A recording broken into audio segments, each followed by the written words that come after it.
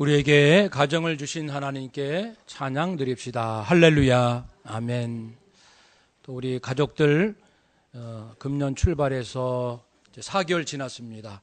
각자 삶의 현장에서 공부하고 일하고 사업하고 또 많은 일들을 하기 위하여 수고 많았습니다. 가정의 달을 맞이해서 우리 서로에게 축복합시다. 수고 많으셨습니다. 네. 우리 기독교인의 인생의 목적, 그것을 자주 생각해야 합니다. 친구가 여러분에게 묻습니다. 네 인생의 목적이 뭐니? 그러면 우리는 대답을 준비해야 합니다. 기독교인의 삶의 목적, 남녀노소 불문하고 모든 주의 자녀들의 삶의 목적이 무엇일까? 그것은 하나님을 자랑하는 겁니다. 나를 구원하신 하나님을 마음껏 충분히 매일같이 어떤 형편에서도 하나님을 자랑하는 것, 그것이 삶의 목적이에요. 다른 표현으로 하면 하나님께 영광을 돌린다. 우리 익숙한 표현이겠습니다. 얼마나 하나님을 나는 자랑하고 살까? 말로도 자랑하고 얼굴 표정으로도 자랑하시고 삶으로, 대화, 내 머릿속에 든 지식, 모든 것이 하나님을 자랑할 수 있어야 하지요. 쉽지 않습니다. 하나님을 자랑한다는 것 그리 쉽지 않아요. 훈련이 필요합니다. 구원은 정말 은혜로 거저 받지만 하나님을 자랑하고 하나님께 영광 돌리는 것은 훈련이 필요합니다. 그런데 여러 훈련할 수 있는 그 장 중에 가장 좋은 곳이 가정입니다. 가정에서 가족과 함께 부부가 부모, 자녀, 형제, 친척들 이들이 함께 모여 사는 동안에 하나님을 자랑하는 것이 제일 어렵습니다. 왜냐하면 내 안에 아름답지 못한 것이 드러나니까. 제일 많이 드러나는 것이 부부 관계에서, 또 부모 자녀 관계에서 제일 많이 싸우고 제일 억울하고 속상하고 따질 것도 많고 할 말도 많은 이런 관계입니다. 그 속에서 나는 하나님을 자랑할 수 있을까? 남편, 아내와의 관계에서 나는 어떻게 하나님을 자랑하고 있는지. 그래서 이 가정은 성화, 거룩하게 사는 삶의 훈련의 가장 좋은 장이 됩니다. 오늘 말씀도 그렇습니다. 부모를 공경하라. 어려운 말씀이에요, 사실은. 부모를 우리는 공경하기보다도 불효하고 대들고 소홀히 여기고 심지어는 멀리하고 싶어하는 이런 못된 마음들이 우리들 마음 안에 깊은 곳에 있는 거예요. 부모를 공경하는 것이 얼마나 어려운지 우리는 잘 알고 있습니다. 받는 것은 좋지만 주는 것을 그렇게 힘들어 하지요. 그래서 성경은 이 부모에 대한 태도를 아주 급진적으로 말씀해요. 하나님 대하듯 부모를 대하라. 한번 따라 합시다. 하나님 대하듯 부모를 대하라. 아멘. 두 가지 의미로 표현하죠. 하나는 공경하라. 또 하나는 저주하지 말라. 이 두 가지 내용입니다. 공경하라 또는 경외하라고도 말씀합니다. 이것은 하나님께 사용하는 표현입니다. 하나님께도 잠언 3장 9절 말씀 보면은 내 재물과 내 소산물의 처음 익은 열매로 여호와를 공경하라. 또 다른 말씀에서는 하나님을 경외하라. 그런데 부모에게도 공경하라. 동일한 단어, 심지어는 경외하라. 부모를 경외하라. 하나님을 경외하는 그 동일한 단어를 사용합니다. 그러니까 부모는 보이지 않는 하나님, 물론 부모님이 하나님은 아니세요. 부모는 그렇지만 하나님의 대리자로서 내게 육신을 주신, 그래서 부모를 통하여 내게 육신과 생명을 주신 하나님이십니다. 부모를 통하여 우리가 태어납니다. 그래서 하나님 경외하고 공경하듯 부모를 경외하고 공경하라. 또 한 가지 표현은 부모를 저주하지 말라. 하나님을 저주하지 말라, 이런 말씀이 있습니다. 하나님을 저주하는 자는 반드시 어떻게 할까요? 죽일지니라. 하나님을 저주하는 자는 죽일지니라. 레위기 24장 16절. 그런데 출애굽기 21장 17절에서도 동일하게 말씀합니다. 자기의 아버지나 어머니를 저주하는 자는 반드시 죽일지니라. 그러니까 하나님을 저주하면 안 되듯이 부모를 저주하면 안 됩니다. 부모를 저주한다는 것은 욕하고 미워하고 멸시하는 것을 뜻합니다. 부모를 멸시하는 자는 죽어 마땅하다. 하나님의 그 의지입니다. 부모를 욕되게 하고 미워한다는 것은 부모의 권위를 무시하는 거예요. 부모의 권위를 무시하고 부모가 내게 주신 은혜와 사랑을 망각하는 것, 잊어버리는 것, 이것입니다. 우리가 하나님의 권위를 부정한다, 하나님의 은혜를 망각한다, 그것은 기독교인으로서의 인생은 끝이에요. 바로 그것이. 그러듯이 우리가 부모의 은혜를 잊어버리고 부모의 하나님이 주신 그 권위를 내가 부정하는 것, 그 역시 하나님을 부정하는 것과 동일합니다. 이처럼 부모를 대하는 태도가 하나님을 대하는 태도이어야 한다. 그러니까 부모를 공경하는 것이 얼마나 우리에게는 중요한 계명인지 알 수 있습니다. 그러면 이 부모를 공경해야 하는데 어떻게 하면 공경할 수 있을까? 아까 말씀드린 대로 쉽지 않아요. 부모에게 불효하고 불경하게 하기는 쉬워요. 말을 함부로 하긴 쉬운데 부모님에게 정말 사랑을 담아서 겸손하게 말씀드리는 것은 어렵습니다. 이 몸이 편치 않는 거예요. 그만큼 우리는 사실은 이 못된 것이 많이 익숙해져 있기 때문에 그래요. 부모에게 10가지 받은 사랑은 금방 잊어버리고 부모가 한 가지 내게 섭섭한 것은 오래오래 기억하면서 부모에 대해서 억하 심정을 갖는 거예요. 이것이 우리 속에 깊이 있는 이 악한 모습인 것이죠. 훈련이 필요합니다. 그러기 위해서는 무엇보다 먼저 하나님을 두려워하는 마음이 있어야 됩니다. 하나님을 경외하는 마음. 왜냐하면 부모를 공경하라는 말씀은 하나님께서 주셨기 때문에 내가 하나님을 무시하면 공경할 마음조차도 생기지 않습니다.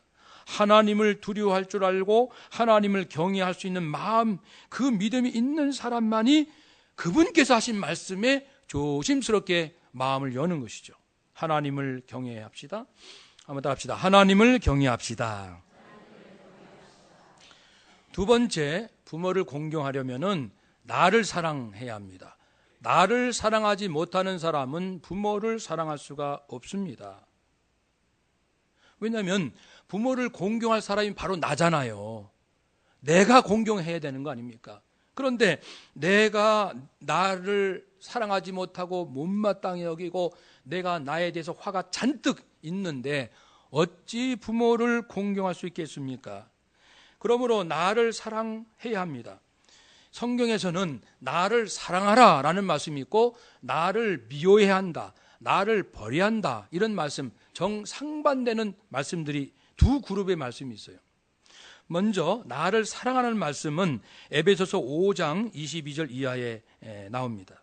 28절 특별히 보면 이와 같이 남편들도 자기 아내 사랑하기를 자기 몸같이 자신처럼 할지니라. 자신을 사랑하는 사람이 아내를 사랑한다. 자신을 사랑할 줄 아는 남편이 아내를 사랑하고 자신을 사랑할 줄 아는 그 남편이 자기 아내를 사랑합니다. 서로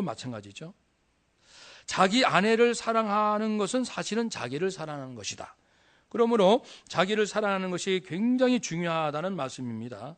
또 29절에 누구든지 언제든지 자기를 미워하지 않고 자기를 보호하고 자기를 양육하기를 예수님께서 교회를 지키고 사랑하고 보호하고 양육하는 것처럼 해야 된다는 겁니다. 예수님께서 교회를 어떻게 사랑하셨죠? 교인들을, 성도를 생명 내어놓고 생명을 내어주심 같이 그 정도로 내가 나를 사랑해야 됩니다. 왜냐하면 예수님께서 나를 사랑하셨기 때문에 나도 나를 그 정도 차원으로 사랑해야 합니다. 또 33절에 각각 자기 아내 사랑하기를 자기같이 하고 아내도 그 남편을 경외하라. 그러므로 성경은 구약에서도 신약에서도 자기를 사랑할 줄 모르면 부모를 사랑할 수가 없어요. 남편을, 아내를 사랑할 수가 없습니다. 하나님께서 나를 사랑하신 그 사랑을 깨닫고 그 사랑으로 나를 사랑하는 거예요. 그 어떤 사랑이냐면은 용서하는 사랑입니다. 하나님의 사랑을 한 말씀으로 요약하면은 용서입니다. 그러므로 자기를 용서하지 못하는 사람은 남도 용서하지 못합니다. 부모를 용서할 수가 없어요. 사실 부모님들이 항상 완벽하게 잘해주진 못하지요.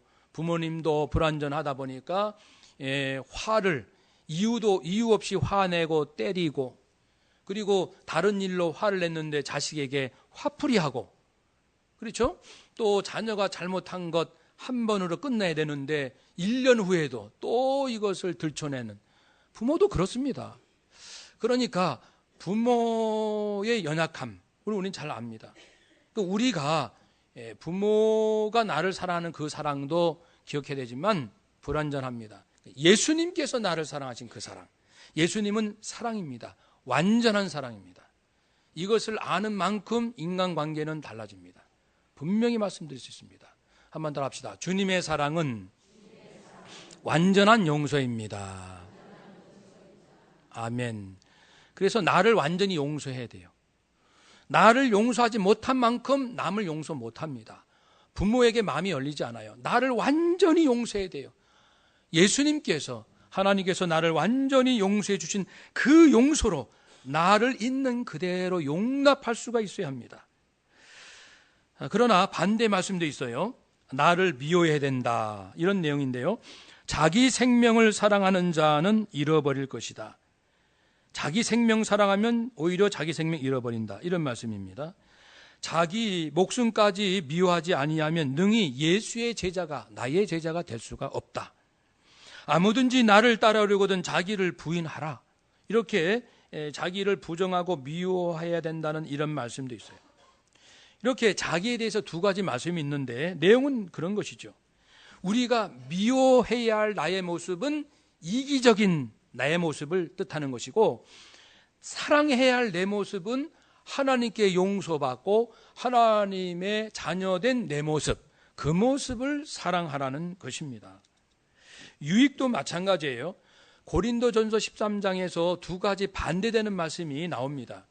한쪽에서는 자기의 유익을 구하지 않는 것이 사랑이라 했고, 또 한쪽에서는 사랑이 없으면 자기에게는 참된 유익이 없다고 했습니다. 사랑이 있어야 참된 유익을 얻을 수 있다. 한쪽에서는 자기 유익을 구하는 자는 사랑이 아니다. 이게 정 모순처럼 보이는 말씀을 하는데 의미는 동일합니다.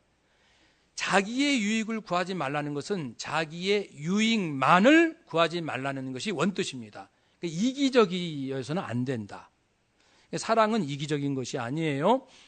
그래서 이타적인 그러한 마음으로 사람들을 사랑하면 그것이 내게 유익이다. 그러니까 이타적 이기심이라고 굳이 표현할 수 있습니다. 한번 더 합시다. 이타적 이기심. 남을 사랑함으로 내가 잘 되는 인생. 그래서 이기심을 버림으로 내가 잘 되는 진짜 이기적인 삶, 정말 차원 높은 내가 잘 되는 인생은 남을 이롭게 할 때 오는 것이죠. 이것이 벌써 2000년 전에 하나님께서 우리에게 주신 것입니다. 너 잘 되기 원해? 남을 잘되게 해줘야 된다라는 것이죠. 그래서 우리는 좋은 의미로 나를 사랑할 수 있어야 됩니다. 하나님이 나를 완전히 용서해 주셨는데 내가 나를 들들 볶고 나를 못마땅히 여기고 나를 학대하고 그렇습니다. 자기의 출생, 신분, 용모, 성격 어떤 것이든 하나님께서 용납하시면 나도 그대로 용납해 줘야 됩니다. 근데 사람이 용납이 잘 안 돼요. 안 되니까 열등감이 있는 거예요. 하나님의 사랑을 아는 자는 열등감이 없습니다. 열등감이 있을 수가 없는 거예요. 하나님께서 나를 거부한 면이 없기 때문에. 물론 우리는 잘못이 있어요. 회개합니다. 때가 회개하면 하나님께서는 언제든 100번이든 1000번이든 억만 번이든 하나님은 나를 용서해 주시는 분이세요. 근데 문제는 내가 나를 용서 못하는 거예요. 나의 이런 모습, 이런 면, 과거의 이런 것들 용서 못하는 거예요. 이럴 수가 없어. 나는 못마땅한 거예요. 그러니까 나에 대해서 화가 잔뜩 나 있습니다. 그것은 하나님을 욕되게 하는 겁니다. 하나님은 내 인생을 있는 모습 그대로 부족하면 부족한 대로, 흠이 있으면 흠이 있는 대로 그대로 용서해 주셨는데 내가 하나님의 용서마저 제치는 그런 필요 없어요. 하나님의 용서. 내가 나를 용서 못해요. 하나님을 욕되게 하는 겁니다. 열등감을 가지고 있다는 것은 하나님을 욕되게 하는 거예요. 어찌 우리 감히 내가 나를 열등하게 생각을 합니까? 하나님 입장에서는 사랑하는 아들 예수 그리스도를 십자가에 못 박아 죽기까지, 물과 피를 다 쏟기까지 내가 받을 저주와 형벌을 다 받게 하셨는데 하나님께서 나를 위하여 사랑하는 아들에게 그런 형벌을 받게 하셨는데 내가 하나님 사랑 필요 없어요. 하나님 용서 나 믿지 못해요. 나는 나 같은 사람은 필요 없어요. 이렇게 하면 하나님 욕되게 하고 하나님의 그 사랑을 먹칠하는 거죠. 그 기독교인이 어떻게 그런 삶을 살 수 있습니까? 그러므로 열등감은 불신자들이 갖는 거예요. 기독교인들에게는 열등감이 있을 수는 없어요. 근데 사실 있잖아요. 이론적으로 보면 열등감을 가질 수가 없는데 실제로는 갖고 산단 말이에요. 여러 가지 면에서. 왜 그럴까를 깊이 생각해 보세요. 역시 우리는 하나님의 완전한 용서를 받아들이지 못하기 때문이에요. 사랑하는 여러분, 그래서 내가 나를 사랑하는 것이 하나님의 영광을 위해서 사랑하는 차원으로 올라가야 돼요. 내가 나를 귀하게 여기고 용납할 수 있는 것이 하나님께서 그렇게 해주신 하나님의 은혜, 하나님의 그 사랑에 내가 맞장구 치고 그래요 하나님, 저는 저를 용서할 수 없지만 하나님이 저를 용서해 주셨으니 제가 하나님의 그 하신 하나님의 은혜를 믿고 하나님의 은혜를 제가 빛나게 하시기 위하여 제 세상적으로는 못난 내 모습이지만 나는 이제 나를 사랑하겠습니다. 그런 차원으로 올라가는 거죠. 그래서 중세 성자 베르나드는 4가지 사랑을 이렇게 표현했어요. 제일 낮은 차원의 사랑은 나 잘되기 위해서 나를 사랑하는 사랑. 잘되기 위해서 잘 먹어야지, 잘 입어야지, 좋은 데서 살아야지, 나의 그런 삶을 위해서 차곡차곡 챙기는 사랑. 그게 가장 낮은 차원의 사랑. 그 다음은 내가 잘되기 위해서 하나님을 사랑하는 거예요. 내가 하나님을 사랑하면 하나님은 기분이 좋으실 거야. 그래서 나에게 막 퍼주실 거야. 그러니까 나 좋은 거 받기 위해서 하나님 사랑해야지. 내가 잘 살기 위해서 주일도 지키고 11조도 드리고 교회 봉사도 하고 착한 일을 해야지. 그러면 하나님께서 나에게 잘해 주실 거야. 그러니까 내가 잘 되기 위해서 하나님 사랑해야지. 그 다음 차원이고, 그 높은 차원은, 그보다 높은 것은 하나님을 위하여 하나님을 사랑하는 거예요. 하나님을 영광되게 하기 위하여 하나님이 하신 모든 것을 인정해드리고, 하나님은 위대하십니다. 하나님은 정말 아름다우셔요. 하나님은 진실하십니다. 그걸 통해서 하나님께 영광 돌리기 위하여 하나님을 사랑하고, 또 하나님을 위하기 위해서 하나님을 인정해드리는, 그러니까 하나님 사랑하기 위해 하나님을 위해서 하나님 사랑하는 그 세 번째, 더 높은 차원의 사랑이 있는데 그것은 나를 사랑하는 거예요.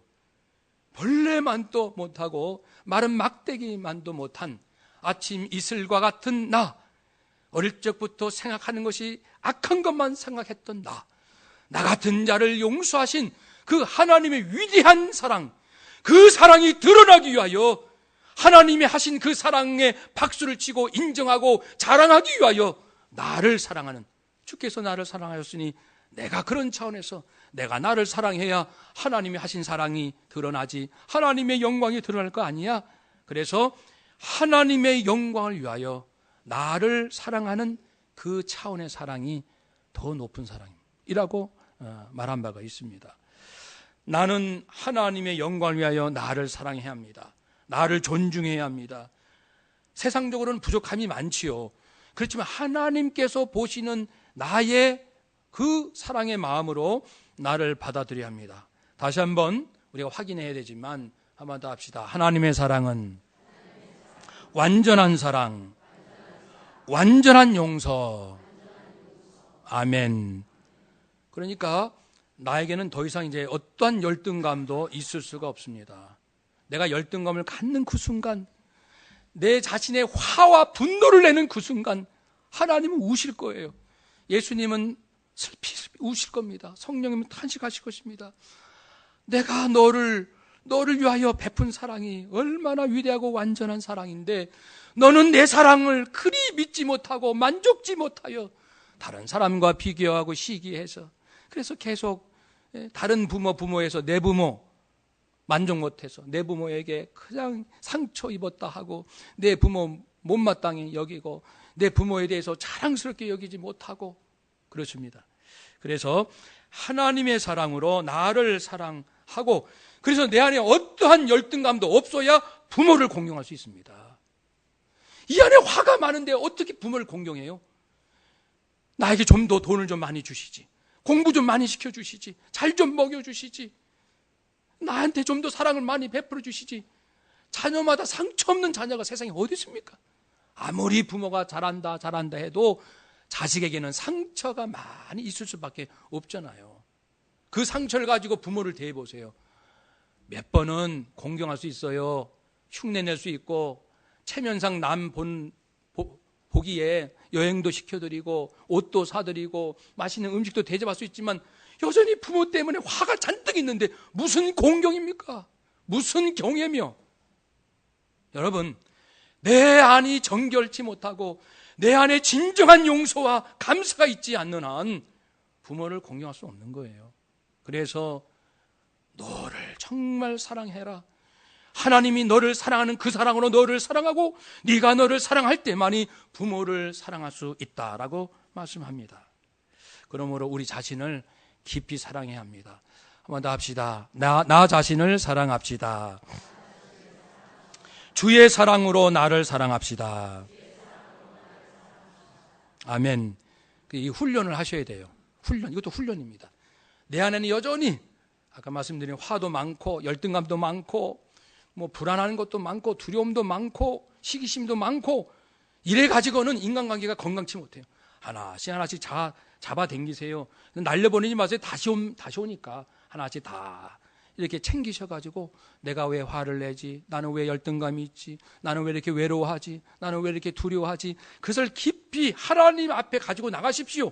내 자신을 철저히 뜯어보세요. 그래서 내 안에 무엇이 있는지, 나는 하나님의 사랑을 어떻게 지금 받아들이고 있는지 그것이 드러나게 돼 있습니다. 그래서 하나씩 점검하셔서 이제는 있는 모습 이대로 나를 사랑하고 나를 귀하게 여기고 내 눈에서 눈물을 내가 닦아줄 수 있는 그러한 영적인 충만함이 있으시기를 주의 이름으로 축복합니다. 하나님을 경외하고 나를 사랑할 수 있어야 합니다. 그래야 부모를 공경하는데요. 부모를 공경하는 방법을 잠시 후에 하고요. 부모 공경에 있어서 조심해야 할 것 3가지가 있습니다. 그걸 나눠보겠습니다. 한 가지는 부모를 공경하는 것과 하나님을 경외하는 것이 충돌하는 경우가 있어요. 가끔. 저를 예를 들면 제가 고등학교 3학년 때 나는 목회자가 되고 싶어. 나는 신학과를 갈 거야. 근데 하나님을 모르시는 우리 아버님은 절대 너 신학과 못 간다. 목사는 용납할 수가 없어. 다른 거 해라. 이것 때문에 이제 크게 싸웠습니다. 부모를 공경한 부모 말씀대로 내가 신학을 포기하고 목회자 길을 포기하고 근데 하나님께서 분명히 나에게 그런 사명을 주셨는데 이 갈등이 있어요. 그럴 때는 하나님께서 분명히 주신 그것이 더 우선입니다. 부모가 육신적으로는 우선이나 하나님은 우입니다. 우선과 우위가 분명히 차원이 다릅니다. 모든 게 우리가 보고 느낀 게 우선입니다. 그러나 하나님 언제나 우위에 계신 분입니다. 그래서 제가 아버님께 간절히 말씀드려서 아버님, 저는 하나님께서 제게 그런 마음을 주셨는데 이걸 부정할 수가 없어요. 저는 하나님 있는 것을 살아계신 걸 분명히 알고 있거든요. 그분께서 저에게 이렇게 확신을 주시는데 자도 그렇게 말씀하니까 아버님이 그러면 너 그 길 가면은 후회하지 않겠니? 목회자의 길을 가면은 나중에 후회하지 않겠니? 후회 안 합니다. 후회하지 않겠어? 후회 안 하겠습니다. 후회 안 하겠습니다. 후회 안 하겠습니다. 몇 번 다짐을 받으시더라고요. 그때 이제 허락을 하셨어요.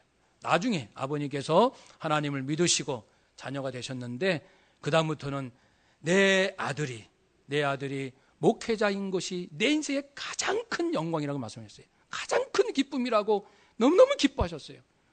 그래서 부모 공경과 하나님 경외가 충돌할 때는 하나님 경외가 우선입니다. 부모 공경 조금 섭섭한 것 같지만 나중에 하나님께서 다 이렇게 아름답게 만들어 주실 줄로 믿습니다. 하나님 아래 부모가 있는 거고 하나님께서 부모마저 사랑하시니까요. 두 번째 조심할 것은 부모 공경과 하나님 경외를 혼동해서는 안 됩니다. 내가 하나님께 이렇게 잘하고 있으니까 부모에겐 좀 못해도 하나님께서 대충 넘어가실 거야, 덮어주실 거야. 그건 아닙니다. 하나님 경외는 경외고요. 부모님께 할 것은 부모님께 할 것입니다. 이걸 섞으면 안 됩니다. 퉁치면 안 됩니다. 애들만 퉁치면 안 돼요. 내가 부모님 하나님께 이렇게 교회에 이렇게 열심히 하고 충성했으니 부모님께 소홀히 해도 하나님 다 이해하실 거예요. 땡! 아닙니다. 부모에게 할 것은 그대로 하셔야 됩니다. 그런 능력 주셔요. 어찌 하나님께서 주신 말씀대로 하나님도 경외하고 부모님도 공경하는데 이것이 충돌을 일으켜서 나 못합니다. 그럴 하나님이 아니십니다. 우리가 진실한 마음만 있으면 하나님도 경외하고 부모님도 얼마든지 공경할 수 있습니다. 어떤 분은 이제 헌금이 아까워서 하나님께 드리는 거하고 부모에게 드리는 거랑 대충 이제 갈라서 드려요. 그래서 그럼 하나님께 좀 많이 드렸으면 부모에게 조금 드려도 그냥 하나님이 다 이렇게 덮어주실 거야. 그건 아닙니다. 하나님께 드리는 것, 부모님께 드리는 것은 분명히 번지수가 다릅니다. 다르고 그것은 각각 양심상 하는 거예요. 하나님께 드리는 것도 내 신앙 양심으로, 부모님께 드리는 물질도 내 신앙 양심으로 하는 거지 이쪽 많이 드렸으니 이쪽 조금 드려도 대충 넘어가겠지.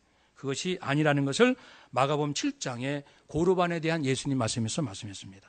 세 번째 조심할 것은 부모 공경하고 부부 사랑이 충돌할 때가 있습니다.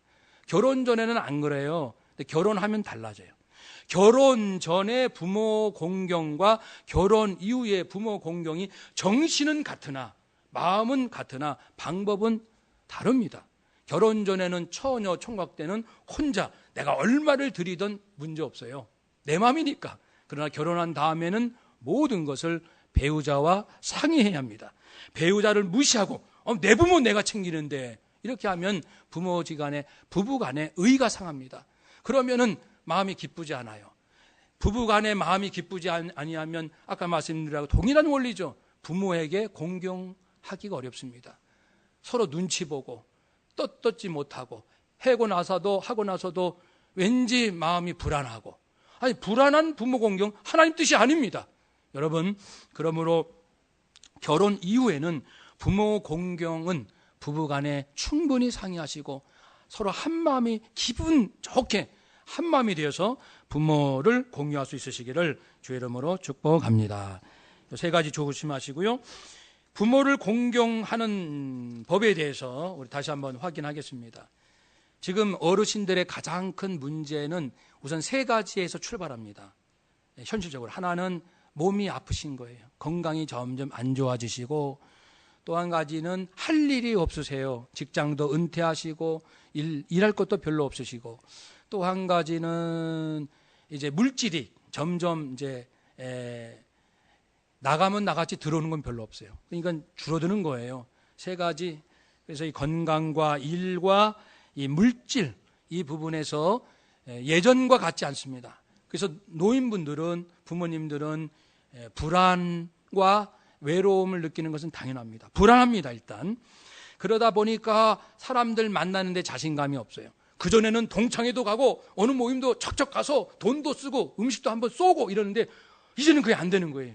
왜냐하면 내가 가지고 있는 돈이 한계가 있다 보니까 전에 3번 쏜 거 한 번 쏘고 그것도 몇 번 생각해서 쏘고 그러니까 모임에서도 점점 안 나가게 되고 혼자 있는 시간 많아지고 이제 그리고 다른 사람이 나를 어떻게 생각할까 스스로 그렇게 생각하니까 위축되고 그래서 인간관계마저도 멀어집니다. 거기에서 이제 외로움이 오는 거죠.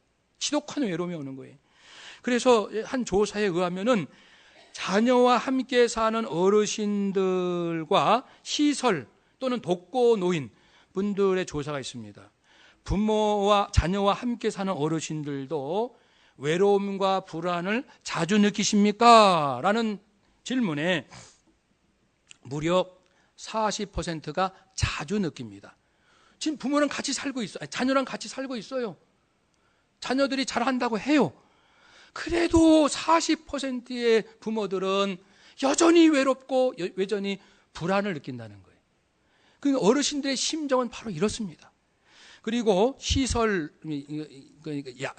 요양병원이나 또는 독거노인 혼자 사신, 저희 어머니도 지금 혼자 사시는데 독거노인이신데 그분들은 외로움과 불안을 어느 정도 자주 느낄까? 무려 90%, 10명 중에 9분은 항상, 아니 자주 불안한 거예요. 자주 외롭고. 이건 정말 어려운 문제입니다. 그러니 우리가 이 부모님들의 건강, 일, 물질 이 세 가지 영역을 어쨌든 우리가 도와드려야 됩니다. 한계가 있겠지만 그래서 자녀가 도울 수 있는 부분이 있고 부모 자신이 노력할 부분이 있어요. 일반적으로 또 영적인 차원으로 그것을 승화시킬 영역 이렇게 있는 거죠.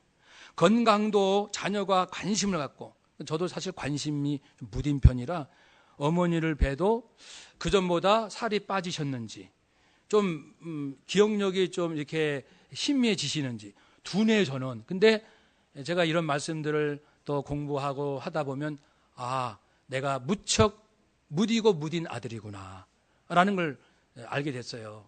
여러분은 어떠신지요? 아니면 여러분 딸 며느리가 더 효부상을 많이 효행상을 더 많이 받더라고요. 딸이라고 잘할 것 같지만 며느리보다 더 못할 수가 있어요. 딸이 며느리에게 맡기고 딸이 더 소홀히 할 수가 있어요. 그래서 관심부터 정말 우리 어머니 아버지 모든 건강 상태 말씀하시고 듣고 보시고 잡수시고 이 모든 것에 관심부터 가져야 됩니다. 한번 더 합시다. 관심을 가집시다.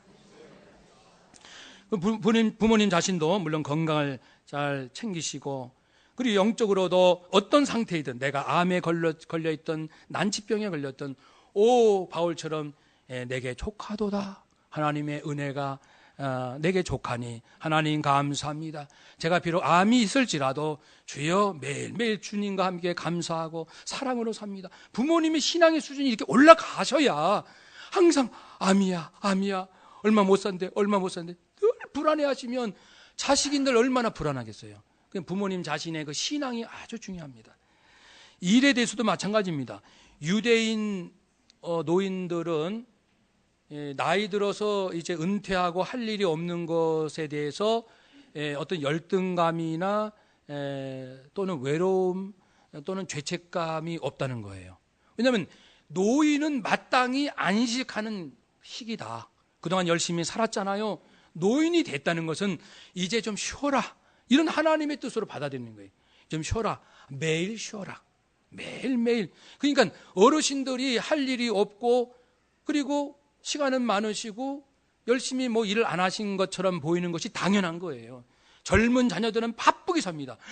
나는 이렇게 바쁜데 우리 어머니 아버지는 시간도 많으신데 좀 해주시지. 아닙니다. 그것은 부모님이 해주시는 대로 받기만 하면 돼요. 자녀 입장에서 왜 더 열심히 안 사세요? 왜 더 열심히 안 하세요? 시간이 그렇게 많으시면서 우리는 바빠 죽겠는데. 아닙니다. 노년이 되면 쉬어라. 하나님의 뜻으로 알고 매일 쉬어도 되십니다. 한 번 더 합시다. 어르신들은 매일매일이 안식입니다. 아멘. 젊은 분들이요, 여러분도 때가 되면 매일 안식하실 거예요. 더 많이 안식하셔요. 몇십 년 안식하실 것이니까 부모님들 편하게 쉬시는 거에 대해서 못마땅하게 생각하지 마십시오. 당연한 겁니다. 물론 유대인 노인들은 그 많은 시간으로 주로 무엇을 하냐면은 영혼을 깨끗이 하고 마음을 깨끗이 하는 일에 많이 시간을 보내요. 성경 읽고 기도하고 자손들에게 말씀을 가르치고 회개하고 주님과 동행하는 시간이 훨씬 많은 거죠. 영적으로 거룩해지는 그런 시간으로서의 안식이 된다는 것입니다. 그렇습니다. 그래서 우리도 어르신들을 대하는 마음의 자세를 좀 새롭게 합시다. 그리고 관계에서 제 나름대로 이 조사한 것을 보면은 부모님들이 가장 행복해하는 순간이 언제인가 보면요, 뭐 용돈, 여행, 새 옷, 뭐 이런 게 있는데 가장 좋아하시는 것이 내가 이야기할 때 들어주는 것. 자녀가 10번 얘기해도 10번 듣는 것, 100번 똑같은 얘기를 해도 100번 그랬어요 어머니, 아버님 그러셨군요, 그때 얼마나 힘드셨어요, 100번 얘기해줘도 해도 100번 그렇게 기쁨으로 들어줄 때, 그때가 가장 행복하다는 거예요. 즉 인정받는 것이죠. 공감받는 거죠. 나 힘들게 살아왔다. 힘들게 안 사시는 어르신이 어디 있습니까? 또 얘기하고 싶으신 거예요. 또 인정받고 싶으신 것 100번이고 1000번이고 듣는 것이. 근데 자녀 입장에서는 쉽습니까? 어렵습니까? 이것처럼 어려운 게 없어요. 그러니까 부모님, 어르신들이 가장 기뻐하는 것을 젊은 사람은 가장 하기 힘든 거예요. 그러니까 이게 힘든 거예요, 효도가. 그래서 방법을 좀 필요합니다. 저도 어머님 찾아뵐 때마다 항상 좀 마음에서 이렇게 좀 힘들어지네, 이 생각이 뭐냐면 했던 얘기 또 하실 때,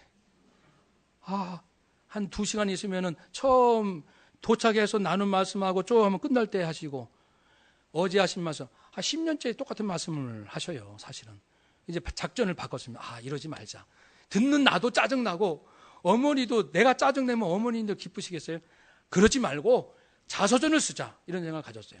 아버님 돌아가실 때는 그거 못했는데 어머님 지금 85세입니다. 얼마 사시겠어요? 그러니까 기억이 있을 때 먼저 사진첩부터 사진을 전부 모아가지고 연대별로 사진부터 정리를 하고요, 파일에 넣고 그 다음부터 이제 얘기를 시작하는 거예요. 엄마, 이때 이 사진 보면 기억나잖아요. 이때 어떠셨어요? 어떤 일? 그러면 이제 적습니다. 해서 이제 스토리를 만들어 가는 거죠. 스토리를 만들어 가는데 중요한 포인트는 좋은 기억, 아름다운 추억을 주로 많이 물어보시는 거예요. 뭐 슬프고 상처받고 나 너무 고생당했고 이런 것보다는 아름다고 좋은 추억들을 많이 물어보세요. 기록하시고, 그래서 이제 워드로 쳐가지고 이게 이제 만들기 시작. 큰 것이 어머니가 또 보셔야 되니까 포인트 크게 해가지고 이제 파일을 사진도 넣고 앨범처럼 쫙 만들어가는 거예요. 모일 때마다, 만날 때마다.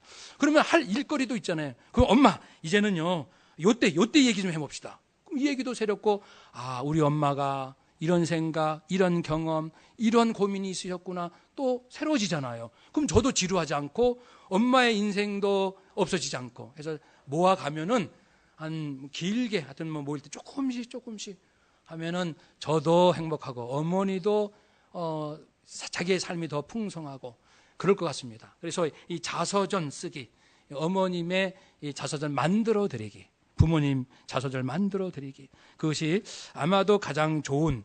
그리고 어머니 혼자 계실 때 이걸 들춰보세요. 그러면 좋은 추억, 아름다운 추억이 많이 기록되어 있거든요. 그러면 우리 뇌는 아름답고 좋은 추억을 많이 회상할수록 훨씬 좋은 호르몬이 많이 나온다는 것 우리 다 아시잖아요, 상식적으로. 그런 것을 공급해 드리는 거예요. 혼자 계셔도 보면서 흐뭇해 하시고 해서 지금까지의 방법보다 훨씬 좋은 방법으로 저도 이제 시도하고자 합니다.